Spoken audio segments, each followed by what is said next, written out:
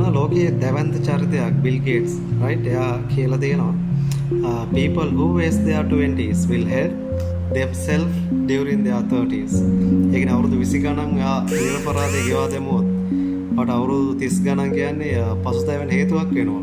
right ඒ හින්දා මේ අවුරුදු 20 ගණන් කියන්නේ ඔයාගේ ජීවිතයේ පන්නරය වෙන ඔයාගේ ජීවිතය සාර්ථක කරගන්න ඔයාගේ හොඳම ජෝසිම ටයිම් එක. right මේ හොඳම කාලය හරියටම ප්ලෑන් කරොත් ඔයාට මේ ඔයාගේ ගමන යන්න ලේසි. right ඒ හින්දා මේ හරියටම plan your future. right ඔයාට කැපකිරීම කරන්න තියෙනවා.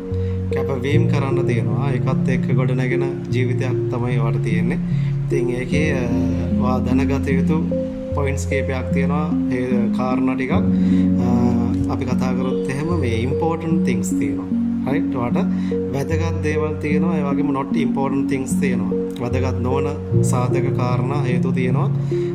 දේවල් තියෙනවා. ඒ වගේම urgent සහ not urgent.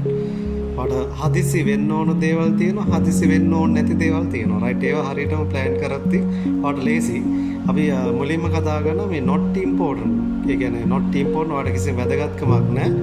not urgent. ඒ කියන්නේ ඔයාට හදිසි වෙන්න ඕන නැති දේවලුත් තියෙනවා. ඒතර ඒවට ඔයා ටයිම් එක දෙනවා නම් ඔයා ලිස්ට් එකක් ගන්න. ඔයා මේ දේවල් ඔයා කරනවාද කියලා. right ඒ කියන්නේ ඔයාගේ ජීවිතේ ඒ කරන දේවල් ඔයාට importantද? නෑ not important නම් මේ කතා කරන්නේ. වැදගත් නැති දේවල් සහ ඔයා ඒ වෙනුවෙන් හදිසි වෙන්න ඕන නැති දේවල් not urgent. ඒ කියන්නේ ඔයා ලිස්ට් එකක් ගන්න. ඔයාගේ ජීවිතේ ඔයා වැදගත්කමක් නොවන සහ හදිසි වෙන්න ඕන නැති දේවල්. අපිට ඒක හරි ලේසි. දැන් සාමාන්‍ය උදාහරණයක් ගත්තොත් එහෙම දැන් එක්සෑම් ලියපු දුවදරුවන්ට කතා කරොත් එහෙම. එහෙම නැත්නම් අලුතෙන් ජොබ් එකකට ගියපු කෙනෙකුට ජීවිතේ තමන්ගේ ස්ථාවරත්වය තමන්ට කලෙක්ෂන් ගොඩක් තියෙනවනේ එකතු කරගන්න.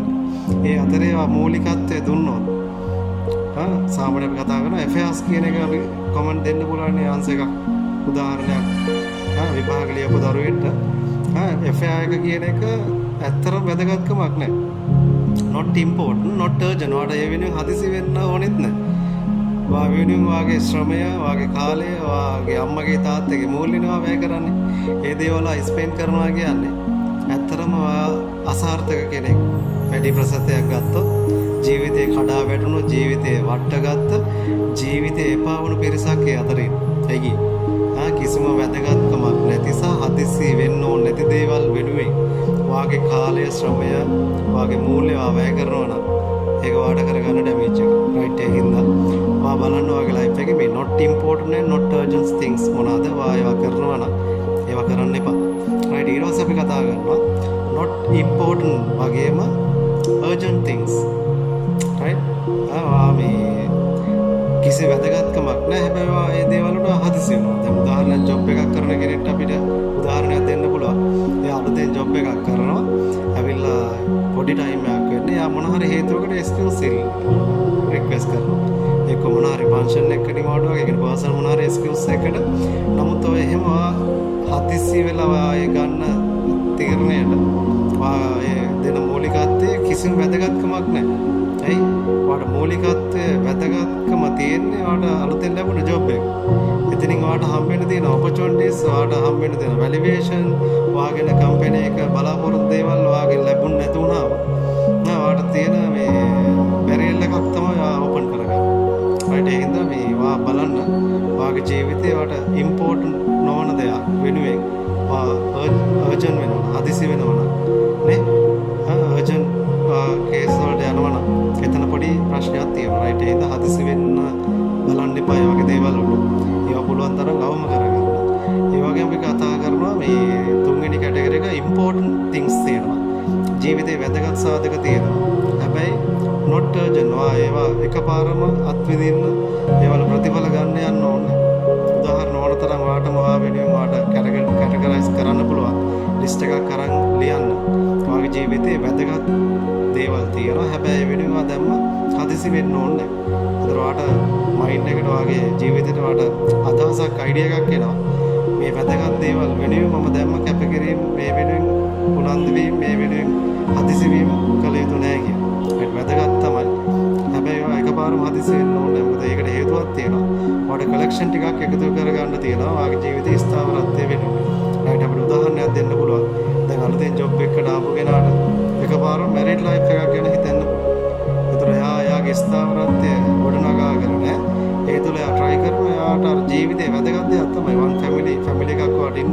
වැදගත් ඉම්පෝර්ට්. මම උදාහරණයක් කියන්නේ. ඒතර ඒ වෙනුවෙන් සම්පූර්ණ හැමදේම පයිලට් එක දීලා එයාට මූලිකත්වය දීලා ඒ අභිමතාර්ථය ඉෂ්ට සිද්ධ කරගන්න කැප වෙනවා නම් කැපවීම කරන්න පෙළඹෙනවා නම් එතන වාගේ ෆේල් පොයින්ට් එකක්. මොකද එතනින් වාට සෑහෙන අර්බුද වලට ප්‍රශ්නවල මුහුණ දෙන්න වෙයි. වාගේ ස්ථාවරත්වය බිඳ වට්ටගෙන ඉන්න හින්දා තවම. ස්ථාවරත්වයකට ආපු කෙනෙක් නම් ප්‍රශ්නයක් නැහැ. right? වාට අර important things not urgent කියන ඒවා හරියටම ලිස්ට් එකක් ගන්න. ඊට පස්සේ අපි කතා කරන file important and urgent things. වාගේ ජීවිතේ වැදගත් කොට සැලකිය යුතු දේවල් තියෙනවා. ඒ වගේම මේ වෙනුවෙන් හදිසි වෙන්න ඕන. දැන් උදාහරණයක් A-level time එකේ ඉන්න කෙනෙකුට එයාගේ life එකේ ස්ථාවරත්වයක් සඳහාට ફોකස් කරන්න පුළුවන් exam තියෙන ටික. එයා graduation එකට යන්න ඕන, එයාගේ degree එක complete කරන්න ඕන. එයා එතනින් එහාට plan කරන්න ඕන. එයා ඒ පැත්ත හරියටම important කියන එක එයා දකින්න ඕන. ඒ වෙනුවෙන් urgent හදිසි කියන එකත් එයා දකින්න ඕන. ඒ වගේම ජොබ් එකක් කරන තැනකදී අපි දන්නවා එයාට ඕන තරම් opportunities තියෙනවා. ඒතර ඒක තමයි එයාට වැදගත් වෙන්නේ. important point එක ඒක. ඔයාගේ ජොබ් එක. ඒ හේතුව ඔයාගේ ස්ථාවරත්වය ඔයාගේ dreams වලට යන්න ඔයා ඒ වෙනුවෙන් urgent දේවල් කරන්න ඕන. හදිසි වෙන්න ඕන දේවල් තියෙනවා. right? ඒ හින්දා මේ important and urgent කියන එක මොනවාද ඔයාගේ life එකේ list එක කියන එක හඳුනා ගන්න. ඒතර ඒක සෑහෙන වටිනවා. ඒතර සරලව අපි කතා කරොත් not important and not urgent කියන එකක් list එකක් ගන්න. ඒ වගේම මේ not important and urgent කිසිම වැදගත්කමක් නැති ඒ වෙන හදිසි වෙන list එකක් වාගාව ඇති. ඒකත් ගන්න, ඒකත් හඳුනා ගන්න. ඊට පස්සේ වා බලන්න important තමයි වැදගත් හැබැයි not urgent. දැම්ම හදිසි වෙන්න ඕනේ නැහැ. right? ඒ list එකත් ගන්න. ඊට පස්සේ බලන්න important things මොනවාද? ඒ වෙනුවෙන් urgent හදිසි වෙන්න ඕන දේවල් මොනවද? අතන මේ හරියට මේ දේවල් හතර හරි මේ හතර හරියටම කැටගරයිස් කරලා තින් ඔයාගේ ජීවිතය ඔයාලට සාර්ථක කරගන්න ලේසි. ඔයාගේ ජීවිතේට එන අර්බුද ඔයාලට විසඳ ගන්න ලේසි. ඒකට හේතුව තමයි ඔයාගේ කලෙක්ෂන් ටිකක් තියෙනවා. ඔයාලට ඩ්‍රීම් වෙහිකල් එකක්, ඔයාගේ ඩ්‍රීම් හෝම් එකක්, ඔයාගේ ඩ්‍රීම් ඉන්කම් එකක් නේ. ඔයාගේ ස්ථාවරත්වය කියන එක ඔයාලට ගොඩනගුණාට පස්සේ ඔයාලට ලේසි වෙනවා ඔයාගේ තියෙන achievement වලට යන්න. right? ඒ හින්දා මේක හරියටම ફોකස් කරන්න. මේක හරියටම ලිස්ට් එකක් ගන්න. මේක ඔයාගේ ජීවිතය අනිවාර්යෙන් වෙනස් කරන සාධක හතරක්. right? Thank you very much.